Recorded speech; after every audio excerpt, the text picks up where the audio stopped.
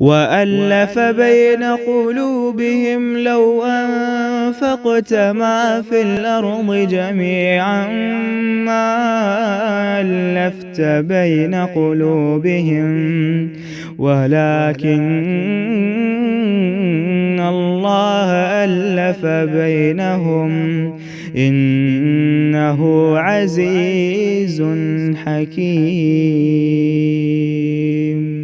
اور یہ جو آیت 11 پڑھی ہے نا، اس پہ تو ذرا سا غور کیجئے، فَإِن تَابُوا فَإِخْوَانُكُمْ فِي الدِّينِ۔ سبحان اللہ، اللہ کا دامن رحمت بہت وسیع ہے۔ جب جس دور میں کوئی پلٹنا چاہتا ہے، ایون 21 سال کے دشمن جنہوں نے اللہ کے پیارے نبی کو ستایا، اللہ ان کو بھی مہلت دے رہا ہے۔ اس سے پتہ چلتا ہے کہ اسلام بلڈ تھرسٹی نہیں ہے۔ ان آیتوں پر صرف وہی عمل کر سکتا ہے جو صرف اللہ کی خاطر جہاد کرتا ہو۔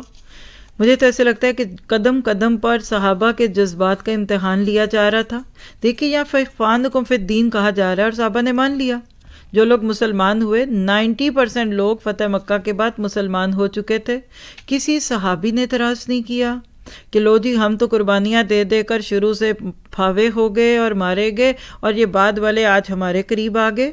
نہیں ایسا کیا۔ نئے آنے والوں کو ہمیشہ ویلکم کیا، اور آپ بھی ویلکم کیجئے۔ کیوں؟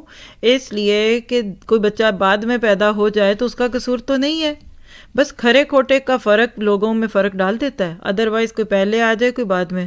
اور میں جب بھی کبھی صحابہ کے لیے سوچتی ہوں، ریسنٹلی آپ میں سے کچھ لوگوں کو سورہ فتح پڑھائی ہے، تو مجھے ایسے لگتا ہے کہ کیا اخلاقی مضبوطی تھی صحابہ میں۔ یہ کمال کس کا تھا؟ یہ استاد کا کمال تھا۔ ایسی کتاب پڑھائی کہ وہ کاغذ کے صفوں سے ہٹ کر دل کے صفوں پہ چلی گئی۔ سچ ہے، یعنی اللہ کے نبی نے اپنے صحابہ کو جو کتاب پڑھائی وہ کتابوں میں نہیں لکھی، وہ کاغذ کے نوٹس نہیں تھے، وہ دل پہ لکھے گئے، اور پھر جیسے لکھے گئے اس کا ذکر ہے۔ فوراً قبول کر لیا۔ کسی نئے مسلمان کو یہ نہیں کہا کہ یہ تمہارا میرا پرانا بیر ہے، تمہیں میں نہیں دیکھ سکتا۔ اور آج لوگ جب تزکیے کے بغیر دین کے کام کرتے ہیں نا، تو یقین کریں دین کو بدنام کرتے ہیں۔ ہم تو آپ کے پرانے ساتھی ہیں، یہ تو نئے ہیں، اس نے یہ نہیں کیا، اس نے وہ نہیں کیا۔ صحابہ ایسا نہیں کہتے، آنے والوں کے لیے دل کے دروازے کھول دیے۔ پھر اب دیکھیے صحابہ میں کوئی سیلف پروجیکشن نہیں تھی، خود نمائی کا کوئی ہلکا سا ذرہ نہیں تھا صحابہ میں، کریڈٹ لینے کا کوئی شوق نہیں تھا، سیلف پروجیکشن نہیں تھی۔ ایسے ہی کہہ سکتی ہوں کہ چلتے پھرتے قرآن تھے صحابہ۔ اپنی ذات کی نفی کی اور اسلام کی طاقت بن گئے، اور خود کو امت کی وحدت کے پیچھے چھپا دیا، خود چھپ گئے، اسلام کو ظاہر کر دیا۔ ہم کتنے امپورٹنٹ ہیں یہ سوچ نہیں تھی صحابہ کی۔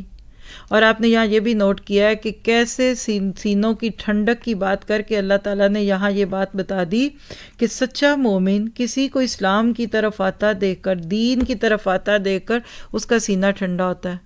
صحابہ کے سینے اسلام کے غلبے سے ٹھنڈے ہوئے تھے، بدلے لے کر نہیں ہوئے۔ دوسروں کو اسلام کی طرف آتا دیکھ کر ایک سچے مومن کا سینہ ٹھنڈا ہو جاتا ہے، کیونکہ ان کی دشمنی کافر سے نہیں کفر سے تھی۔ صحابہ اپنے نفس کے لیے نہیں، اللہ کے لیے جنگ کرتے تھے۔